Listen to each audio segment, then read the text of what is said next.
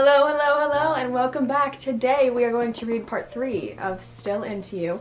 We're going to read chapter 4 and possibly chapter 5, depending on how long chapter 4 is. This is very heavily requested on every single one of my platforms. You guys come to me and tell me you want more of Still Into You, so that's what we will be doing today. Sundays will be our Still Into You days, so yes, every Sunday catch me here reading this to you. There's only 10 chapters, so we're getting close to the end, but let's hop right into it. If you like this video, give it a thumbs up. I will still be reading the Zawa fanfiction and the Clans fanfiction, so look out for those. If you want to help me pick who I'm going to cause next, go comment it on my last video. The comment with the most likes or the character that's requested the most, I will cause next. It's all up to you guys. We are on chapter 4, which is Hard Times. Alright, this is gonna be fun. I didn't read the fight chapter. What? I skipped the fight chapter. Oh. A couple of weeks had passed since Bakugo slept with Todoroki. He'd barely seen his next-door neighbor, despite knocking on Izuku's door multiple times, pleading with Deku to come and talk to him. Katsuki could barely sleep at night, obsessing over the look on Midoriya's face as the door slammed on him. He felt like a real piece of shit.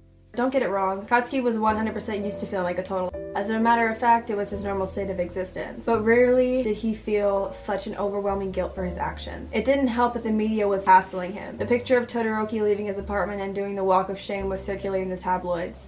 And it wasn't long before some superfans recognized the shirt Todoroki was wearing as one of Katsuki's. From there, the whole thing just spiraled out of control, with press coming up to Todoroki at events asking if they were an item. Katsuki had buried himself in work as a distraction, accepting assignments after assignments and ignoring the calls from Kirishima and Kaminari despite their incessant voicemails. The blonde could admit that he'd been more reckless than normal, but he was fine. Everything is fine, he told himself. As Katsuki poured himself a bowl of cereal and got ready for another day of work, his phone began to ring again. A picture of Ijiro and himself smiling into the camera, arms around each other, popped on the flashing screen. He let it ring and it went to voicemail and his phone alerted him. Missed call from here. Katsuki grabbed his phone and pressed play, and the crackle of the voicemail filled the room. You have one missed message, a robotic voice replied. Bakugo, please, Kirishima begged. I'm worried about you. I haven't heard from you in days. No one has. And I keep seeing you in the news, pulling crazy stunts and putting yourself in danger. I'm your sidekick, man. Please just call me back. Just let me know if you're okay. End of message. Bakugo sighed, shoveling spoonfuls of cereal into his mouth. When would his friends understand that he just wanted to be left alone? He'd f***ed up his chance of becoming anything with Midoriya by sleeping with his friend, and he didn't even get a booty call to show for it. On top of that, his pictures were in every magazine speculating that he was dating Todoroki. Katsuki had received enough calls this week for one lifetime, the worst of them being his mother chewing him out and telling him to give her grandchildren. Please, Bakugo, I don't care if you're gay, I just want grandkids. I'm not getting any younger. And Endeavor leaving an extremely strongly worded voicemail, accusing him of corrupting his son. No, Endeavor, you did that. And not being allowed within a 100-foot radius of Shoto. His phone rang again, and a furious Bakugo snatched it off the counter and answered, God, leave me alone. I'm fine. I'm fine. I just go the f away and stop calling. A serious voice was on the other side of the line. Is this Pro Hero Ground Zero? We have a situation. Bakugo snapped to attention. Yes, that's me. Where do I need to be? Bakugo arrived at Tattooin Station right as the villain was standing on top of the sky bridge. He turned to his right and saw Kirishima walk up next to him, assuming a defensive stance. They call this here for that guy? Bakugo scoffed. Why would they call S-Class here for that? The villain donned a full suit, complete with a top hat and a cane. He looked more like a strange aristocrat than a threat that necessitated a top-ranked hero. Suddenly, with the mere snap of his fingers, the villain multiplied himself, with at least 50 copies of himself standing atop the sky bridge, brandishing stiletto knives. The throngs of people in the station screamed and began to scatter as the knives were thrown into the crowd. Wow, I've actually never read the the fighting part. I skipped it. That's why Kirishima said, gulping nervously. He glanced over at Bakugo, who was baring his teeth in a bloodthirsty grin. You f***ing ready for this, bud? As ready as I'll ever be, man, Kirishima said, and with that, Bakugo pointed his hands at the ground and used explosions to blast himself towards the sky bridge. Kirishima shook his head and ran after him. He's gonna get himself killed. Bakugo landed himself directly on the bridge in front of the villain. Who the f*** are you? He asked, glaring at the lanky man and all his copies, all of them brandishing sharp daggers. They all turned simultaneously to look at the blonde. If he was Izuku, he would be thinking about how much power it must take to control that many doubles at once, looking for a weakness, analyzing his quirk. But Bakugo didn't operate that way, and instead, his brain was mocking the villain's outfit. Who the f*** wears a top hat and a tuxedo to a fight? I'm Phantasm, but really, I am your worst nightmare. Phantasm smiled, tipping his hat at Bakugo, and with a snap of his gloved fingers, the strange man surrounded the pro hero with more copies of himself. Slowly, they began to close in. Bakugo lifted his arms to let out a huge explosion, blasting about a third of the clones out of existence. Too easy. Dagger zipped by Katsuki's head and he ducked, barely missing them. Ah, f**k, Katsuki yelled, as one of them grazed his shoulder. Something about the pain motivated him, and he sent another giant blast from his hands at the crowd of clones. Phantasm hopped down from the sky bridge, landing gracefully on the ground beneath them. Bakugo was close behind, tailing the villain. He looked around and saw Kirishima hardening, ready to face the doubles. Attaboy, Kirishima! Bakugo landed next to the army of phantasms and began charging another explosion as daggers bounced off of Kirishima, who was choosing to take the duplicates out with hand-to-hand combat. Bakugo, he's gonna keep making them until we can take out the real version of him, Kirishima panted as he continued to engage the doubles. Got it, I'm on it, let's get this, Katsuki said. He began scanning the crowd of phantasms, looking for some hint as to which one was the human. He found himself wishing for a split second that Deku was here. He always had some plan or analysis. As his mind wandered for a second too long, he felt a searing pain in his side. God, mother, Bakugo said. Bakugo reached down to where he felt the sharp sting, and his fingers brushed the dagger sticking out of his stomach. When he pulled his fingers away, they were covered in deep crimson wetness, sticky and warm. That's gonna hurt tomorrow. Are you okay? Kirishima yelled out for his partner, his voice panicked. I'm fine. Just keep fighting, Bakugo yelled. He felt himself starting to slow down as the pain held him back from his full potential. But he did his best to keep up with his dodges and attacks, daggers whizzing by his head at full speed. He began to retreat, hoping that some backup would show up soon before his legs gave out on him. A trail of red accompanied Bakugo's steps, dripping down his leg as blood pulsed from his wound on his stomach. Katsuki glanced around the crowd of enemies hopelessly, trying to spot some kind of weakness that would allow him to identify the true phantasm. There was a flash of green, so fast he could barely make it out.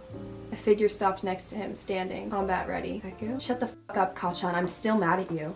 Izuku's voice was stern, but he could hear the concern underneath it. And as Deku looked at Bakugo, he saw the outfit stained with red, a dagger sticking out of the blonde's stomach.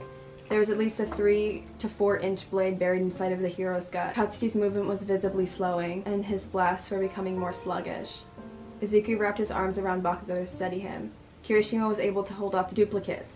His quirk was extremely effective against someone who used knives in combat, but he didn't have much more stamina left. He scanned the area and saw Bakugo leaning against Deku, who kept looking at Kirishima, and then back to Bakugo with a pained expression. Ichiro knew that if Izuku had to choose between saving him and Katsuki, Bakugo would always win. I need more backup, Kirishima thought, his exterior beginning to thin. Right at that moment, bounding behind Izuku, Jiro and Kaminari arrived, ready to fight. A grateful grin crossed Deku's face as his friends arrived and he began to assess the situation. Then he noticed something strange. Jiro, listen carefully. The duplicates are just phantoms, copies of a villain, right? But there's no substance to them. Notice how they disappear when they're injured? They might not have any weight. Do the duplicates make sounds when they move? Nodding in understanding, she stuck her earphone jack into the pavement and shook her head, her eyes lighting up. I can only hear one footstep in the crowd of the doubles, she said, grinning. We've got his now. She looked over to Kaminari, who was smiling widely at her. Let's do this. You take Bakugo out of here. Kirishima, Denki, and I can wrap this up. Izuku nodded, scooping Katsuki into his arm. The blonde hero barely protested, a sight that chilled Izuku and sent a fear down his spine. When Bakugo wasn't resisting being carried like a princess, you knew something was wrong. Let's get out of here, Midoriya whispered into Katsuki's ear, activating full cowling and dashing it from the scene. Zuko? Zuko, is that you? Bakugo's voice was weak and trembling. Yeah, Kachan, it's me, I'm here. Izuku hushed into his ear, hot breath tickling Bakugo's neck as everything went dark. That truly hurts me so badly. But that was all for chapter 4. Next Sunday, we will read chapter 5 and 6. I won't leave you on a cliffhanger that day. I hope you guys enjoyed it. But before you go, we have to have a little conversation. Go ahead, sit down, get some water. So, we have come very far onto YouTube. So we are at 7K right now, which is so exciting, and I can't believe that many people want to come back and watch me read. Even though I can't. It's just so amazing, so thank you so much. But I want to know what you want me to do for 10K. I want to do something special. I don't know what. I was thinking maybe read Into You. Oh. I was thinking maybe read Into You. Into You is what I wrote. It's a Clans fanfiction, but it's a Clans fanfiction. Yeah. I do have some Clans babies. I'm showing some of y'all Voltron, and I'm growing the little Voltron fandom, and it's making me very, very happy. But I have the fanfiction that I wrote. It's a Clans one, and it's called Into You. That has taken me a long time to write. The thing is that I already have 7.5 chapters written. No, 6.5 chapters written. So by the time we would get to like chapter 7, most of it would probably already be done, because I'm already almost done writing chapter 7. Mm-hmm. So maybe for 10K I can do that, or if you guys have some suggestions of what you want me to do for 10K, I want to do something special because that is a in my opinion, a very big milestone. I can't believe that that happened over here. For all my people that came from TikTok and from Instagram, you guys are amazing. And for all the people that didn't, thanks for liking me. It's just so cute. I want to know what you want to see for For chapter. 100K on TikTok, we did 100 kick pops. What'd you do for 200K? Nothing. You didn't do anything?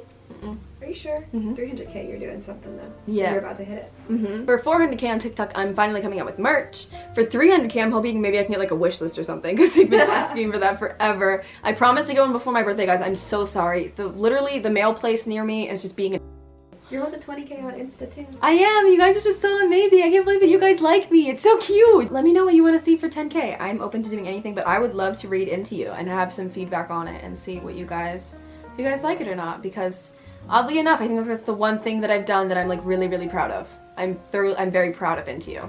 So if you want me to, you know, read that, let me know. Oh yes, maybe 10K could be a special cause that you guys decide, and you have to see me make it and everything. So if you want to help me pick who I'm going to cause next, it's all up to you guys. So go comment on the last video, the unboxing video, and yeah. Is that it? I think that's it. Did this chapter make you cry? I'm curious. So let me know. And I think that's it. I love you guys so much. Remember to stay safe, do your homework, and drink water. And you mean the absolute world to me. Thank you so much for watching, and I will see you on Tuesday.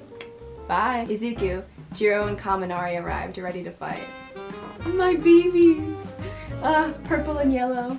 Mustard and ketchup. Mustard, ketchup, and what's purple? Relish? Is relish purple? Relish is green. What condiment is Jiro? Jelly. No. What do you mean? She's not jelly. That's the only thing that's purple. That's not fair. There used to be purple ketchup back in my day. Purple and green ketchup. Comment down below a condiment that's purple so we can find out what condiment Jiro is. Anyway. Jam? No, she can't be jelly. Why not? Because jelly reminds me of Minetta and that's gross. Ew, stop! Anyway.